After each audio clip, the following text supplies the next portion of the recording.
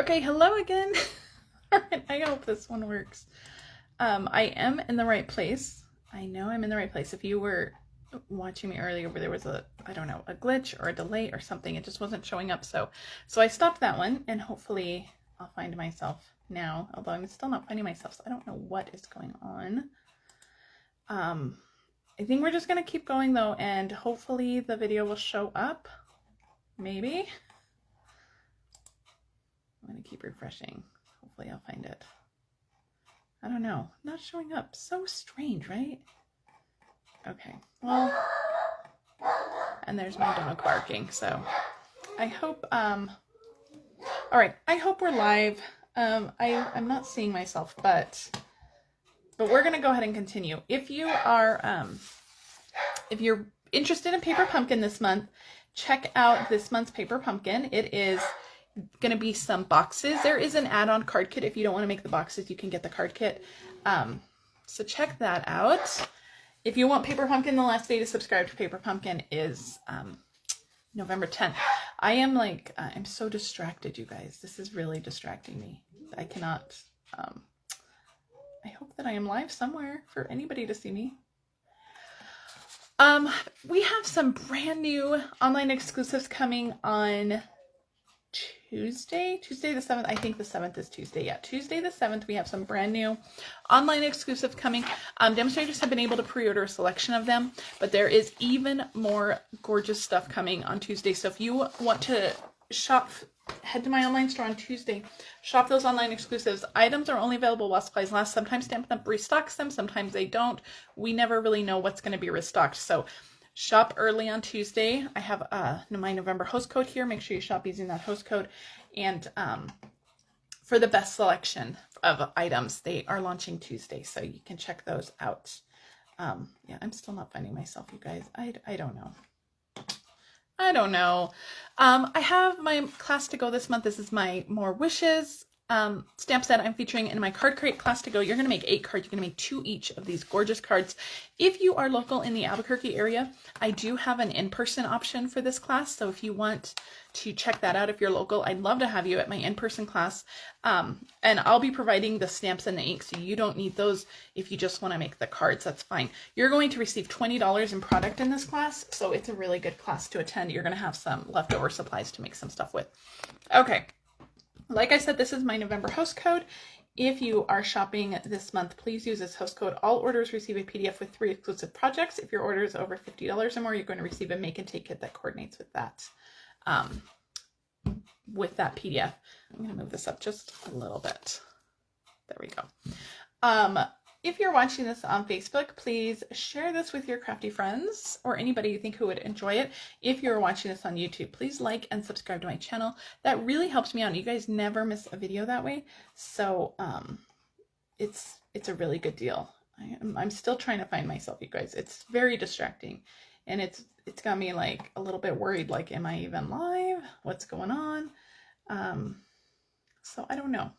Hopefully even if I'm not live, hopefully the video will be available after. Hopefully it will still post. I'll be able to upload it to YouTube and we'll be able to find it. So crossing our fingers that that's the case. But like I said, this is what we're making today. It is a big box. So I think it's about 4 3/4 tall. It is about 3 3/4 wide, and then it's 2 inches deep. So this is a great box for some of those bigger gifts that you might have. I do have a little magnet holding it closed. You could use Velcro. You could use a little belly band to hold it closed. You can even just stick a little dimensional or a glue dot. That will keep it closed, and then your recipient can open it up. So however you want to do it, but this is a nice big box. You're gonna be able to fit lots of stuff in here. So my initial thought was I just adore this paper, this Beary Christmas DSP. I just adore it, and it looks like the most cozy Christmas sweater of all, right? So that was my thought with this. So I thought this box would be great for some socks or a scarf or some mittens or gloves, something like that. And I think those would fit in here just perfectly. So that's what this box is for. I am pairing it up with the Beary Cute Bundle. This one comes with a punch that punches out this little bear that we're going to use in just a minute. But the DSP is really, I think, the star of the show for this one. But look around with your Christmas DSP. I know you all have a wonderful Christmas DSP, either from this year or from other years that you can can substitute if you don't specifically have this DSP. But if you do want this DSP, you can, oh look, I found myself. Here I am. I finally found myself. If you do want this DSP, it is available in my online store.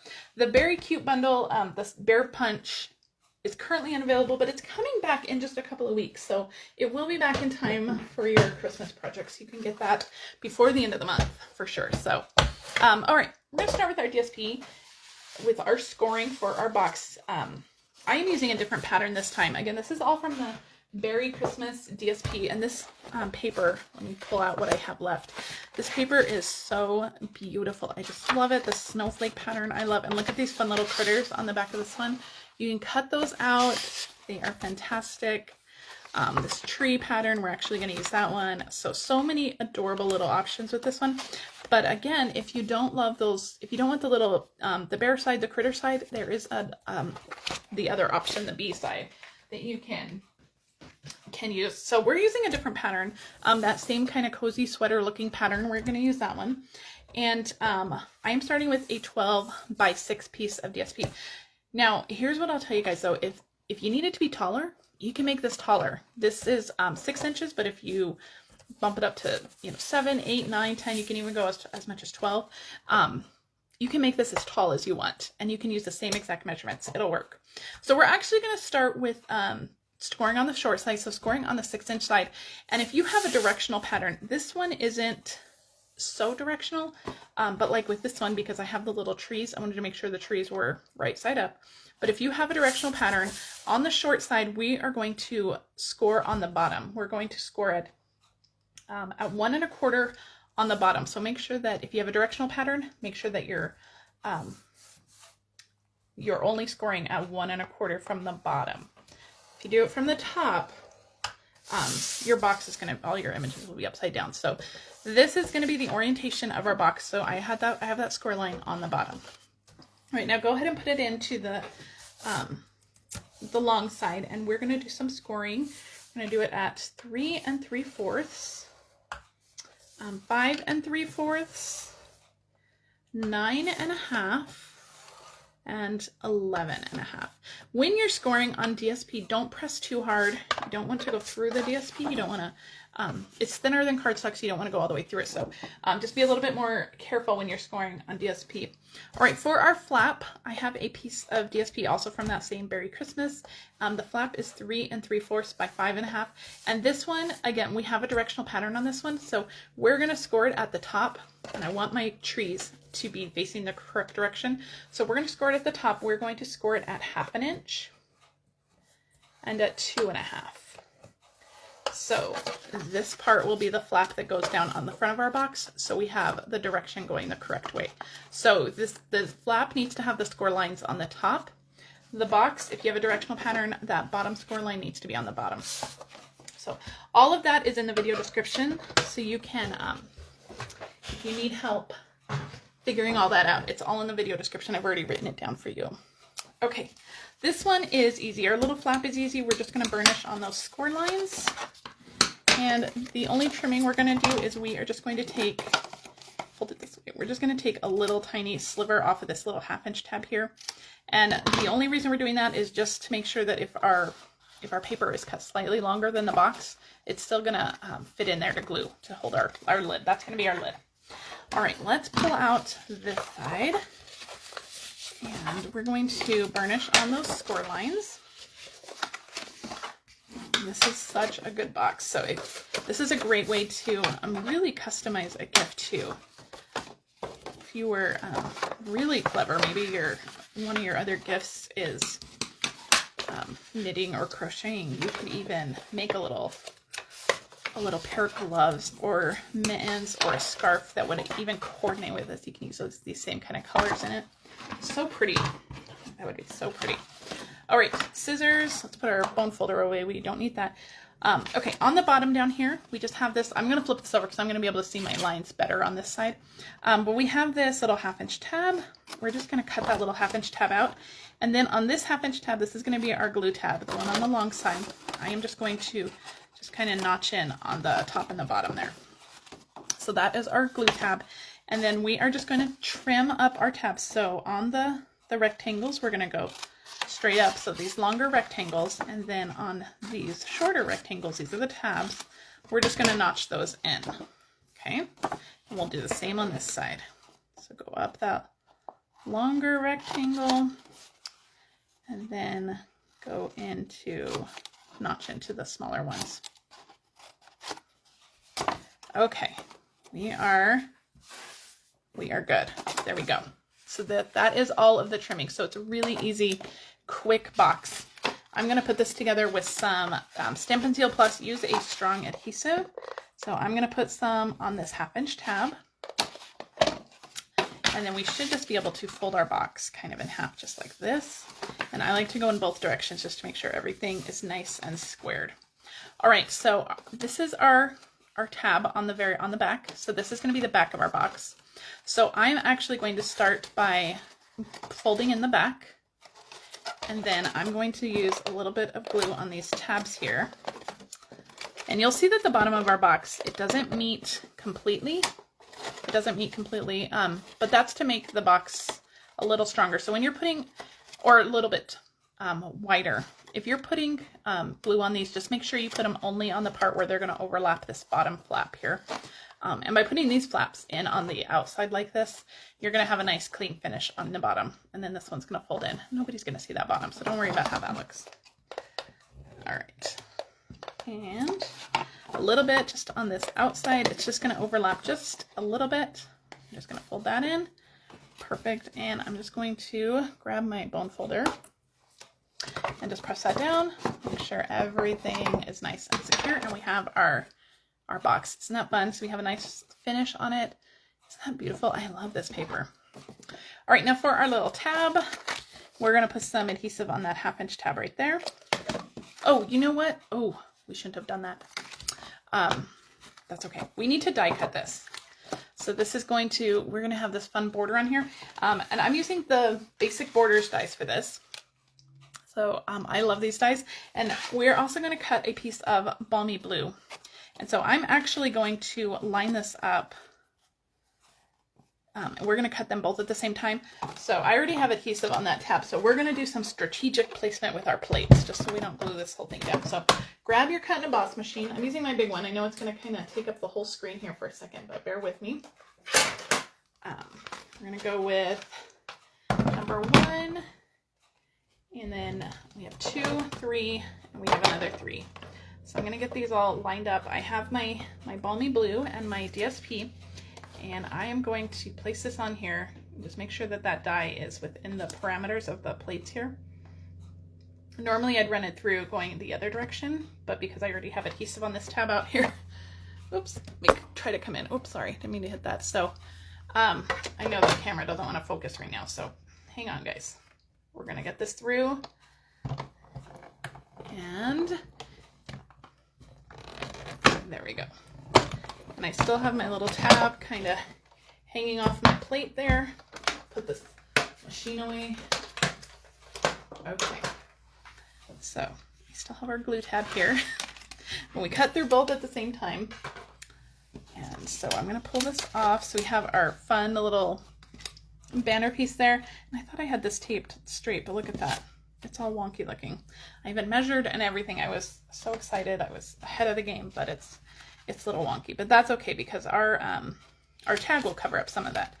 So we're going to glue this down to our little tag, but at least they're both in the same wonky direction. All right, so we're just going to glue that down, give that a little bit of a border like that. Make sure everything's nice and adherent. Now we can adhere this to the back of our box. So I'm just going to stick this in, and we're going to line up this score line with that edge and just get it tucked in here, line that up, and give that a little bit of a press. And then make sure that's nice and sealed in there, and we have our little box. Isn't that cute? I love it. I love it with this trees too. So cute. Now to seal our box up, to make sure it stays closed, I'm going to use 2 of these little button magnets. You can find these on Amazon, or there's a place called Total Element, totalelement.com. You can find them too. They are super strong, but just Google button magnets on Amazon and these should come up. So find them there. And here we go. I'm going to get some glue dots for these. And I'm going to start with the one on the inside. Because these magnets are so strong, you have to make sure that they are not touching directly to each other. They're going to rip the paper. So I'm going to actually set one on my tip, and I'm going to kind of figure out where I want this. So I kind of want this about halfway down. So I'm going to, it's probably not going to show up real well on the camera, but I'm going to just kind of look inside the box, go about halfway down, and press that magnet down. I hope I didn't go too far. I don't think I did. Press that magnet down. So it's actually on the inside of my box. Oh, thank you. She says she loves my nails. These are Color Street nails. Usually when I wear nail polish now, it's always Color Street. It's the only thing I wear now. I love Color Street, so check them out. They're really good. If you need somebody, I know a couple Color Street they're not called demonstrators, Color Street consultants. So what I did was I just dropped that magnet down. That way the right sides of the magnet attract each other. I put a glue dot right on top of that, and all we're going to do is close up our box. The glue dot will pick up that magnet. You can pick it up. It's not going to be perfectly straight, but that's okay. But now, because there's that layer of DSP between them, it's not going to rip the paper, but it's still going to hold that lid nice and secure.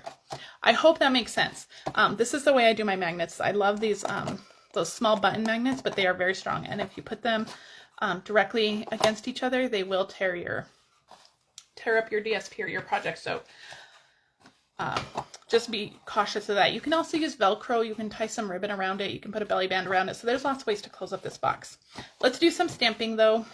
I have all my stamps ready to go here. I'm going to pull out my Stampin' Pierce mat because this is a photopolymer stamp set. And so we want to make sure we get nice, good images. So we're going to stamp everything that needs to be either punched or fussy cut on this scrap piece of white. So I have my Memento ink. And we're going to stamp our little bear from that Beary Cute stamp set. So we're going to stamp him. I just love this one this year. This is maybe one of my favorite stamp sets this year for Christmas. They are, I just love this one. I love the punch. I love everything. So that's in Memento. I have some real red. And we're going to stamp his scarf directly onto him. And that's going to... that means we don't have to fussy cut it. Stamp it directly onto our little bear. And then the little hat we'll have to fussy cut. So I'm going to just stamp that off to the side. That's quick to fussy cut. Don't worry about that one. All right, move this out of the way. We'll get to come back to that in a second. And I have a scrap piece of Balmy Blue, and we're just going to stamp the little gift in Balmy Blue. Oh my gosh, I just stuck my whole finger in that ink pad. Hold on. Oh, I don't even have, I just cleaned out all my baby wipes. Hold on. Let me find a scrap piece of paper or something. Oh my gosh. I'm going to have Balmy Blue hands. I'm going to get it all over everything. Scrap piece of Balmy Blue. We're going to stamp the present. We're going to fussy cut this one. I'm going to try to close this without getting more ink on me. And then we have Night of Navy, and I've already pre-cut a nested labels or what are they called? Why can't I think of the name? Nested Essentials dies. This is the largest of the rounded rectangles. And I've actually die cut 2 of these. We're going to stamp on one, and then I'm going to show you what we're going to do with the other one in just a minute. But I have the greeting. This is Night of Navy ink, and we're going to put the greeting in the very top right corner. There, perfect. Warm wishes. So that would go perfect if you were giving little mittens or socks or something in this little box. That would go perfect. All right. Put all my stamps aside. That is all the stamping. I don't have anything pre-cut today, so we're just going to do the quick fussy cutting, but these go really quick. The little box is very quick to fussy cut. Just stay on the outside of that stamped line. There's our little box. That one's quick. Let's punch our bear, and then we'll do the little hat. We're going to punch our little bear, line him up. Isn't he cute? So cute. Just love this bear. And you can use bears year round. The greetings are a little Christmas specific, but you can definitely use bears year round. You can turn them into a brown bear or a black bear. You know, have a very good birthday. You can definitely use this one year round. Again, the greetings, the snowflakes might be a little bit specific to a specific season, but the bears you can use year round for sure. All right, so there's his little hat, quick and easy. And I'm going to get some liquid glue and we're just going to adhere his little hat. So I'm just going to put a little bit of glue right on top of his ears. And then we'll just stick his hat right on top, just like that. Isn't he adorable? I just love him. All right, I'll put that aside. So I told you I had another little nested essentials dice, and I'm going to tear this one. We're going to make like a little snow drift here. So I'm going to tear that one, and we're going to pop this one up on the bottom. I have some dimensionals here somewhere. Some dimensionals. This is going over here.